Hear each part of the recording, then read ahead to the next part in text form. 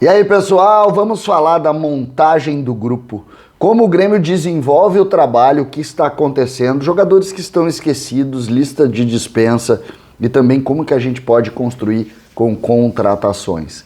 César Cidade Dias falando de Grêmio aqui no YouTube, papo de gremista para gremista. Mas sem antes, não esqueça, no link aqui da descrição você tem o passo a passo de um trabalho home office que pode lhe dar mais de R$4.000 de renda extra por mês com investimento de R$67. Portanto, não deixe de conferir esta oportunidade.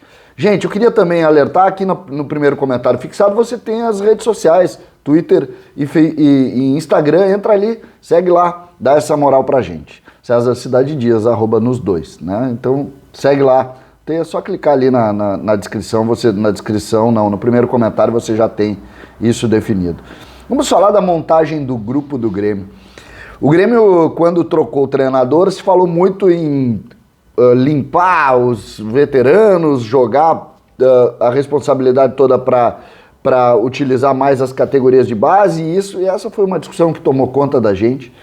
E a gente tem que fazer aí algumas análises que dão conta de como que o Grêmio está caminhando, o que o Grêmio está fazendo, com muito cuidado, até para não mexer com gente que não precisa mexer, não machucar pessoas que não precisam machucar. Eu vou começar exatamente com isso. Existem 3 jogadores que estão numa lista de dispensa, tá? Paulo Vitor, Vitor Ferraz e Everton.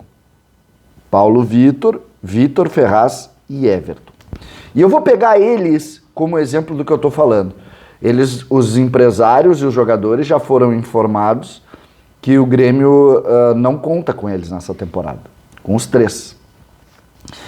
E aí a gente sabe, por exemplo, de alguns movimentos, esses jogadores já foram oferecidos a alguns clubes, os negócios de certa maneira já aconteceram em outro clube, e a gente passou a ideia, opa, vai sair o negócio, só que o negócio não saiu, nenhum deles.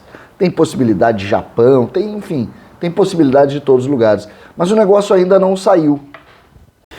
E ontem eu fiz questão de saber como é que está isso, em que pé está isso, como é que isso está se movimentando, como é que estão esses atletas. E a informação é a seguinte: esses atletas estão sendo muito corretos, muito profissionais, são os primeiros da fila, estão trabalhando muito, estão lutando, estão fazendo a sua parte. E isso é o ponto mais importante, principalmente para quem quer entender um pouco mais de como é que funciona um vestiário. Eles estão sendo muito colaborativos no sentido de agregar o novo trabalho da comissão técnica. Todos eles. Eles estão muito integrados ao trabalho e lutando para que a coisa funcione bem. E aí a gente tem que, de alguma maneira, valorizar e aplaudir. Por quê? Porque a gente sabe que, deve ser chato tu ser colocado num segundo plano, né, gente? E foi o que aconteceu com esses jogadores. Então, quando a gente tem esse feedback de que eles estão muito profissionais, que eles são muito corretos, que eles são muito integrados, que eles estão tentando ajudar, de que eles estão recebendo muito bem a nova linha de trabalho, lembrando que os 3 foram contratados a pedido de Renato Portaluppi, que era o antigo treinador. Tem uma série de pequenos pontos que a gente precisa vir aqui e colocar como algo importante, porque isso a gente tem que, sempre que pode fazer justiça às pessoas, a gente precisa fazer, e eu estou aqui para fazer justiça. No gancho disso, eu fiz um levantamento aqui para alguns jogadores que a gente falou, e eu peguei até uma linha das mesmas posições, para a gente ver como é difícil a montagem do grupo. E jogadores esquecidos do ilusório do torcedor.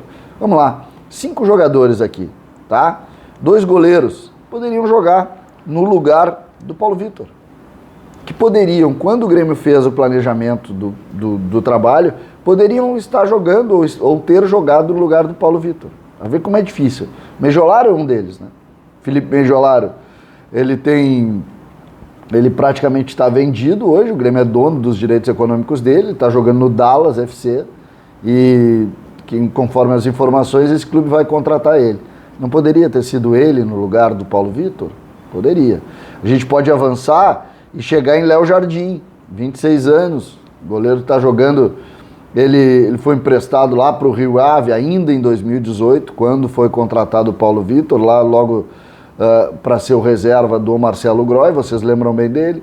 Aí ele foi, tá lá, tá jogando no Lille, vale 6 milhões de euros. Tá jogando lá, tá fazendo muito sucesso, o goleiro de ponta lá. E aí? E aí a coisa desandou aqui.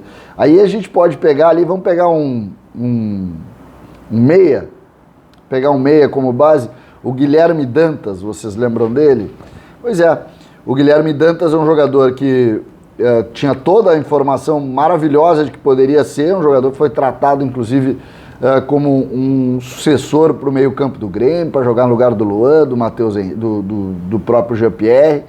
Ele foi contratado lá numa Copa Paulista, lá junto à Juventus, jogou aqui e tal, fez algumas partidas, foi dispensado, não faz parte mais dos planos, já nem em Porto Alegre está mais. Aí a gente chega em outro jogador que pintou como um grande, a gente pode pegar esse aí para ser a comparação com o Everton, né? Lincoln. Meio campo do Grêmio do time do Thiago Nunes na base, era Darlan, Jean-Pierre e o meia era Lincoln. Craque de bola na base, não conseguiu jogar no profissional. Ele foi vendido ao Santa Clara de Portugal em 19, né? Tá jogando por lá e o Grêmio tem 20% dos direitos econômicos dele, ele não está mais dentro dos planos do Grêmio. Mais um caso de um jogador, ele hoje tem 22 anos. O Dantas, que é um jogador também, que acabou também muito jovem. E a gente pode também pegar o Lima, que veio aqui também, andou, não jogou. Então, como a gente fala nessa forma de fazer, de tentar fazer e de compor um grupo, como as coisas saem da nossa mão sem a gente entender, e depois os que a gente liberou estão lá jogando, e os que a gente contratou, muitas vezes a peso de ouro, estão aqui numa lista de dispensa. Essa é uma dura realidade do futebol. Uma dura realidade do futebol. Agora nós estamos entrando numa nova pressão para contratar. Numa nova pressão para contratar. As informações dão conta de que o Grêmio procura um zagueiro reserva. Isso o Grêmio procura. De que o Grêmio procura um meia. De que o Grêmio procura um atacante diferenciado. E o Grêmio parece estar encaminhando essas 3 possibilidades. Isso aqui que eu trouxe para vocês hoje é exatamente para a gente refletir. É exatamente para a gente refletir.